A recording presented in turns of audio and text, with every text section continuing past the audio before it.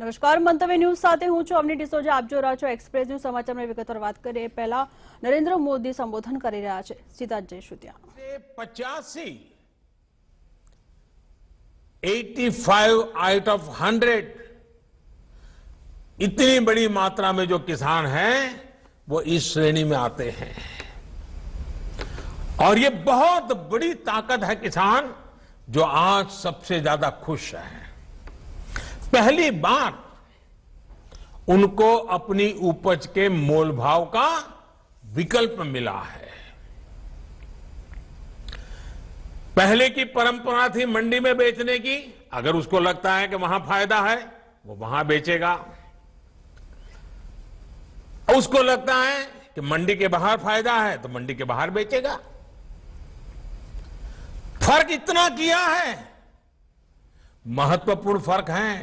किसान को हक दिया है जो अपनी मर्जी के मुताबिक जहां ज्यादा दाम मिलेगा अपना माल बेचेगा. साथियों, भाजपा सरकार ने जो काम किया है, अब भाजपा के हर कार्यकर्ता को इन कानूनों की भावना को बिल्कुल सरल भाषा में किसान साथियों के बीच बैठ करके, गांव में जाकर के, खटिया की परिषदें कर करके, चारपाई की परिषद कर करके, छोटे छोटे ग्रुप में हमें बताना है.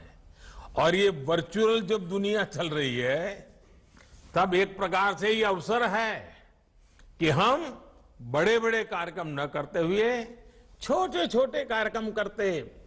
5 किसान 10 किसान बैठे हैं, चाय पी रहे हैं, चारपाई पर बैठे हैं, अपनी बात, उनके सवालों के जवाब, बातचीत कर, और वो हमें इतनी अच्छी चीजें बताएंगे, वो हमारे विचार को भी ताकत देंगे. उनके बीच ले जाना.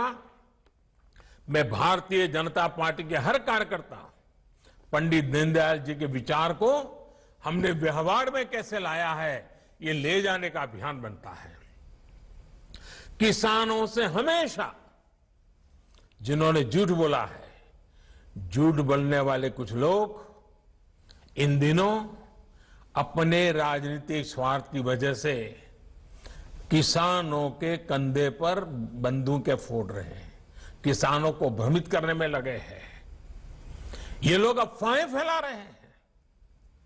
देश के किसानों को ऐसी किसी भी अफवाह से बचाना, कृषि सुधार का महत्व समझाना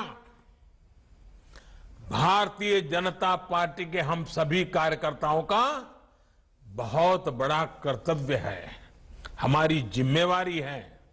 क्योंकि हमें किसान के भविष्य को सुनिश्चित करना है, उज्जवल बनाना है. हम जितना ज्यादा किसानों को कृषि सुधार की बारीकियों के बारे में समझा पाएंगे, उतना ही किसान जागरूक होगा.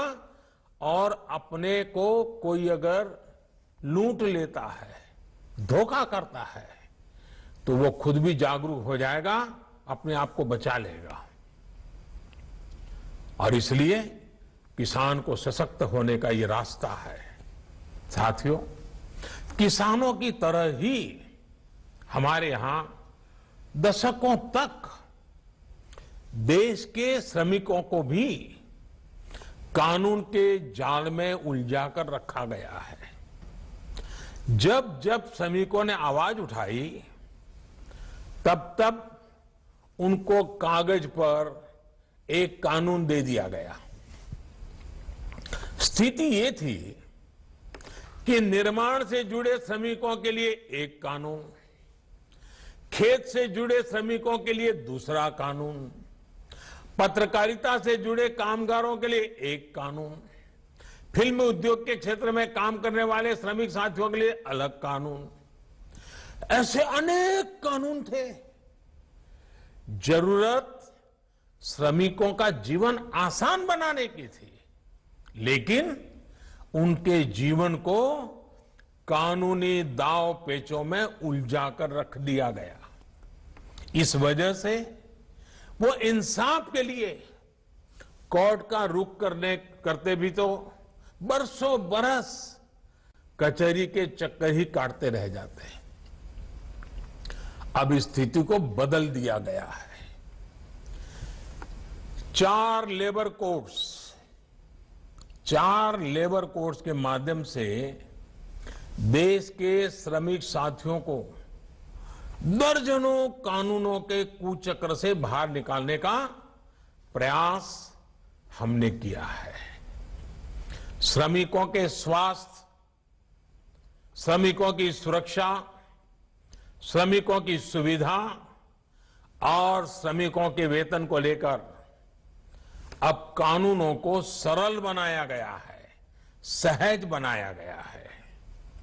नए कानूनों के माध्यम से देश के सभी करीब 50 करोड़ संगठित और असंगठित क्षेत्र के श्रमिकों को वेतन मिले और वो भी समय पर मिले, इसको कानूनी रूप से अनिवार्य कर दिया गया है।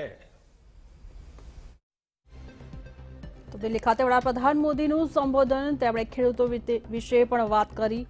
આજે પંડિત દીનદયાળ ઉપાધ્યાયની જન્મ જયંતિ નિમિત્તે આ સંબોધન કરવામાં આવ્યું છે। ખેડૂતો માટે અમારી સરકાર સારું કામ કરી રહી છે। જનસંઘના પૂર્વ અધ્યક્ષના જન્મ જયંતિ નિમિત્તે આ સંબોધન કરવામાં આવ્યું છે। તેમણે અલગ અલગ 4 લેબર કોર્ટ દેશમાં શ્રમિકો માટે પણ વાત કરી। ખાસ કરીને ખેડૂતોના અફવાઓથી બચાવવા, કૃષિ વિશે સમજાવવા વિશે પણ તેઓએ વાત કરી। ખેડૂતો પાસે કૃષિ વિધાન માટે પણ તેઓએ વાત કરી છે।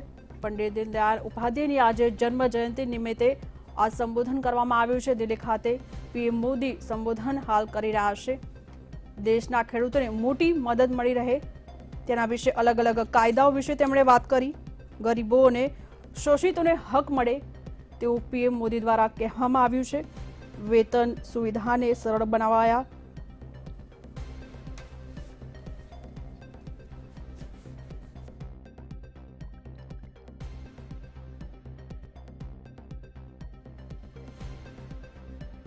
તો દેશના ખેડૂતોને મોટી મદદ મળી રહે દિલ્હી ખાતે પીએમ મોદીએ સંબોધન કર્યું।